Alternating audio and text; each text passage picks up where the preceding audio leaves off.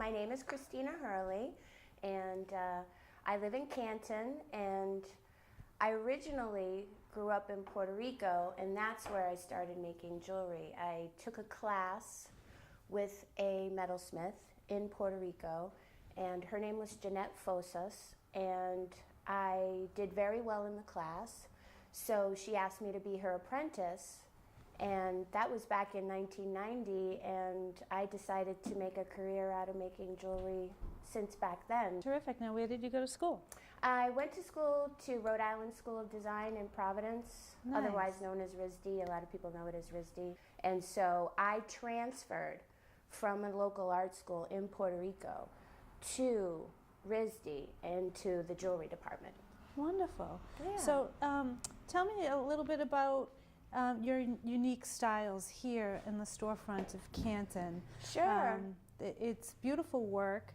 How did you first come up with some of these designs, the pyramid and some of the others? Okay, well, I came up with the pyramid designs in college. You did? We had to do sort of like a thesis, and I based my thesis on pyramids and on ancient architecture. So that's kind of what these are all about. And I sort of wanted to study how lines and solid sheet and wire could build up a pyramid in different ways. And one of the ways that I figured it out was that, you know, I could stagger the wires and create, you know, a pyramid by graduating the wires up smaller and smaller and get them closer and closer together. And that's kind of how I did that design. And Terrific, because I haven't seen anything quite like it. Now, can you talk about the process of what type of metal that you do use and how it's done? Sure. I work almost exclusively with sterling silver. I do some gold. I used to do some gold work, but with the cost of gold these days, I'm almost exclusively silver. I do like the look of silver, but lately, as you can see, all of the jewelry is like this black color. Yeah, how do you get it to sterling silver to be that color? Well, it's a chemical process. It's basically what's called a patina, which is it's almost like a coating that you put on it. It's not the actual color, and it's not the metal. It is the metal turning that color, but it's sort of like the surface of the metal turning that color. It's a heat process as well. So it's a chemical with heat process. So would it tarnish like sterling silver does if unused? No, it depends on the person that wears it. It can wear off over time and like develop like a lighter gray warm color. Let's talk about some of your other designs. Sure. What is that one right in front of you? This is a design that I call Falling Water, and it was a process that I developed over time, basically going from a flat open pyramid shape to a folded, you know, more of a star shape. If you think about a pyramid, it's a square with 4 triangles on each side. And then when you fold those triangles up on each side, it turns into a pyramid. But when it's flat, it looks like a 4-pointed star. Oh. And that's kind of how like the design of my necklace sort of came about. Was the thought process began with a pyramid, and then I sort of over time opened the pyramid and it became a flat 4-pointed star.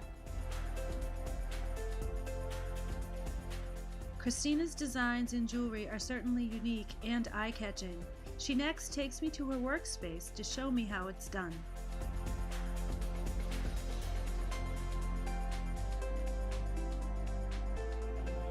Flows into that negative space, it kind of melts and flows into that space like that. Did you see it? Yes. And then that's it. It's done. and I wait for it to cool down, and it turns like a real ugly color and stuff, but I have another chemical. There's a lot of chemicals involved in making jewelry. That is a bath, and it's a very low acidity. It's a very low acidity acid. It's like an acid, but not very strong. And you put the metal into the acid bath, and it turns it bright white again. So this is a piece of metal. Can you see it okay? Yeah. That I have cut the negative spaces out of with a very, very thin, fine saw. Wow. Okay? And this is it. This is the design completely cut out. And this is the design, and it's not cut out yet. Oh, wow. So basically it has a print of the pattern on top of the metal. See the metal on the other side? Yeah. And I've drilled many, many holes. And that's how I do the process, which is called piercing. And piercing is cutting a negative space into a piece of metal without having to start on the end. So you don't start with a line on the end of it. Right. So, basically you take, this is the saw. Okay. And this is the frame of the saw. And I don't know if you can see it, but it's a very fine, very thin blade. Yeah. And that blade is so small and so fine that I can fit it into one of the holes. So I put the design onto the blade, and I close it, and I make it very tight. So you can even hear it. Right. It's very, very tight. And this is called a bench pin. And this is where everything gets done. When they're brand new and pretty, they look like this. Oh, okay. So as you can see, I cut a lot and I drill a lot. And all those holes and all those negative spaces are caused by creating jewelry. So creating jewelry basically destroys the pin. But then you get a new one and you're good. And you place the piece on the pin and you hold it very tightly with your fingers. And then you just start to saw, basically like you would saw anything. If you would saw a piece of wood, you just go up and down and you let the sharpness of the saw cut around. I'm cutting the black part out, so I'm just following the black part where the line meets, where it's black and then it becomes white.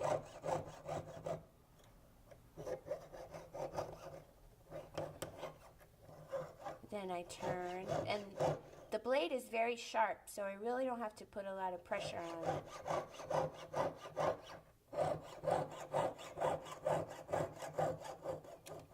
And then when you meet the other side, it falls out, and then you have a negative space. Awesome. See how can you see it? Yeah. And then you do it over and over again. It's a long process, but it's a process that I enjoy. So basically, every single space in the pattern, I cut them out one by one. And what are those going to be, Cristina? These are going to be pendants. They're beautiful. Thank you.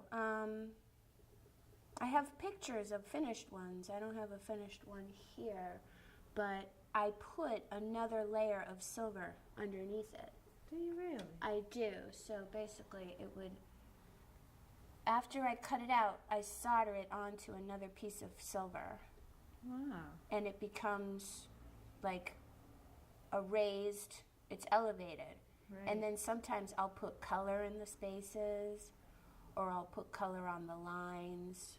Nice. And leave the spaces silver. So, but it's a very beautiful pattern. It sure is. It looks almost like a stained glass window. At the Cristina Hurley Jewelry Shop on Washington Street, I'm Andrea Galvin. Now back to the rest of Main Street.